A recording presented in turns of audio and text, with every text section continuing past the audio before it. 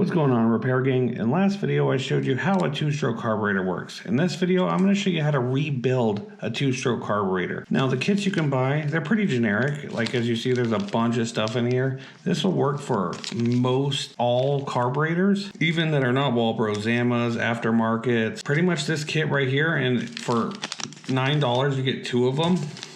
So I'll put a link to that in the description. All you gotta do is pick one of these up. It should work.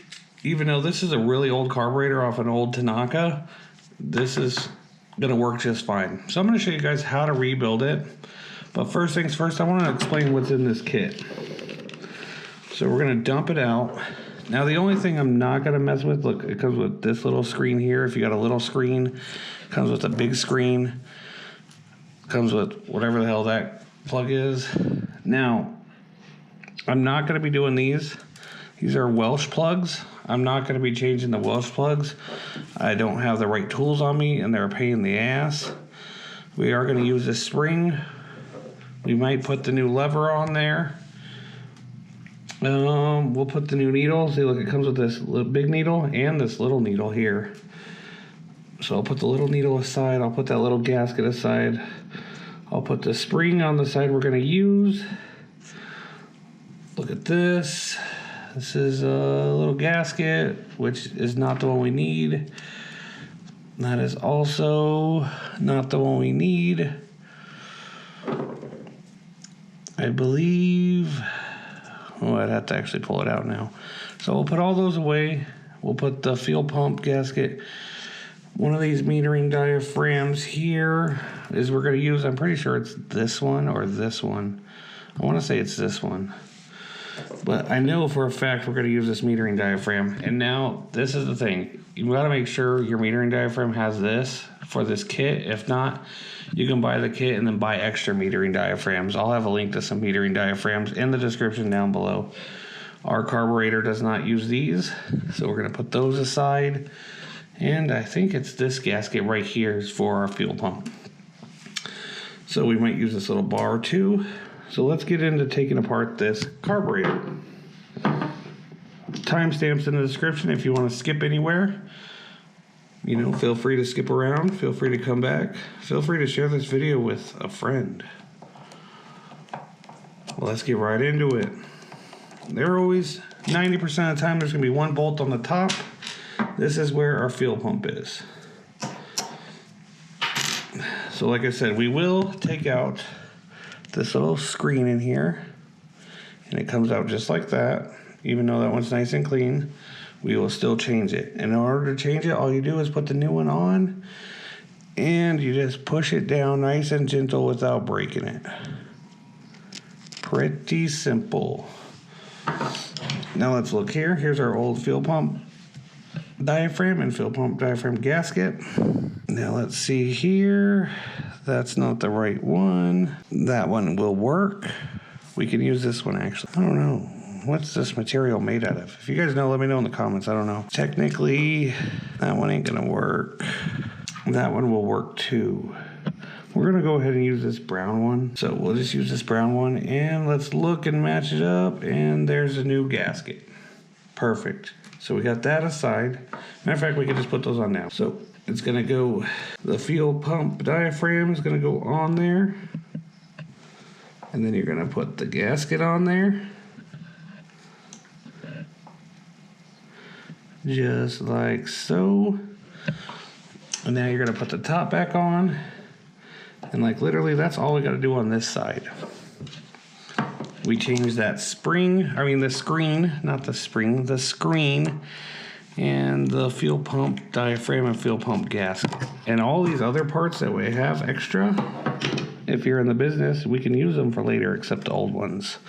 So we can use all that for the future. Now let's flip it over. We're gonna have 4 fill-ups, but I have a small enough flathead. I could just use my flathead to get in here.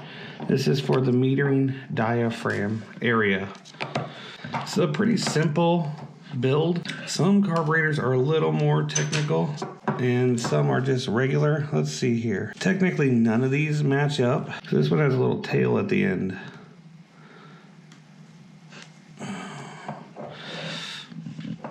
I don't see this tail really hurting anything.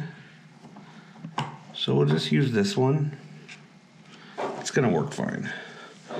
Now we'll, oh wait. So we'll use the tail one, and now we get in here with a flathead right there. That's gonna pull up our lever and our needle. And we'll look at that needle now and see if this kit actually came with the right needle.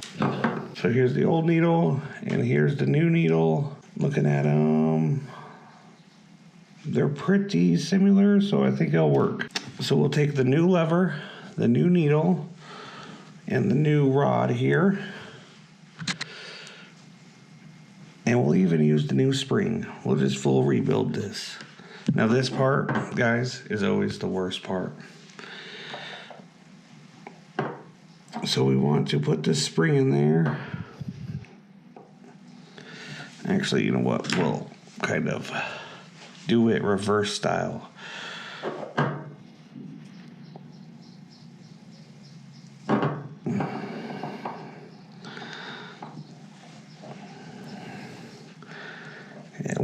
When rebuilding a two-stroke carburetor, in my opinion, this is the worst part. You know what? We're just going to use the old spring. I don't think nothing's wrong with it. And the new spring looks a little long.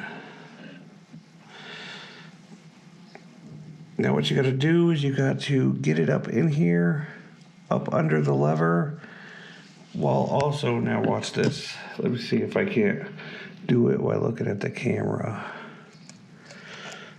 Just like that. Drop it down. Make sure it's all connected in there. Screw it in nice and tight.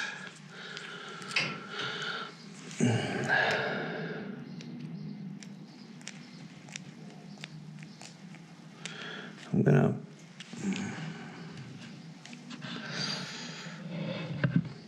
just matching it up, making sure it's the same one. It is.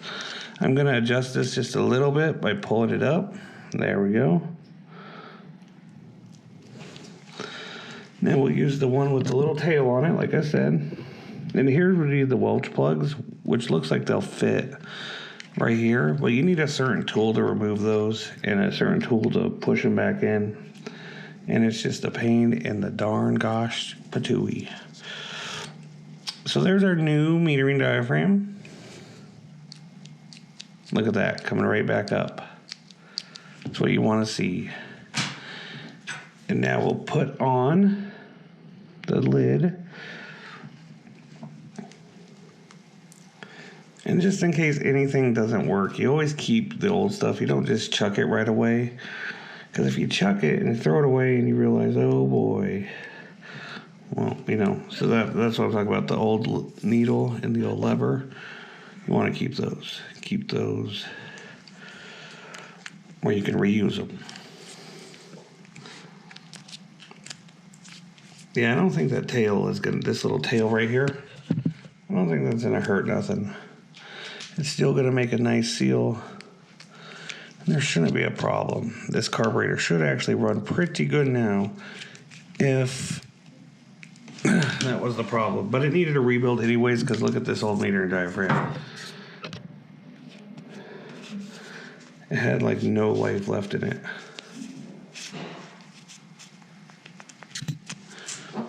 And there you go, ladies and gentlemen. Right off the gate.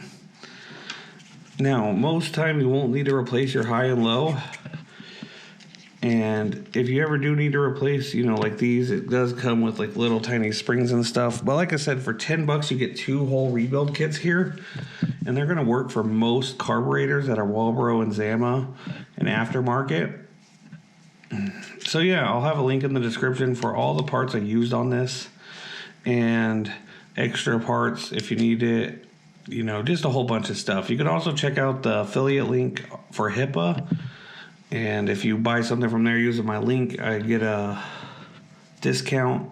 I mean, I get a commission. It helps out the channel. But you can also help out the channel by subscribing. And also requesting if you guys want to see anything built or see any kind of like carburetor work or anything you want. Just let me know what you guys want to see as viewers. Because I'll just keep making random stuff until someone says, hey, can you please show me how to do this? Someone asked me to rebuild a carburetor. So Here it is, ladies and gentlemen. Without further ado, this is Repairgang. My name is Andrew, and you guys have a great day. I'll see you on the next one. Spent all my life holding all of it closely. I played it innocent, a feel of discontent. I'm finally facing it all, fearless.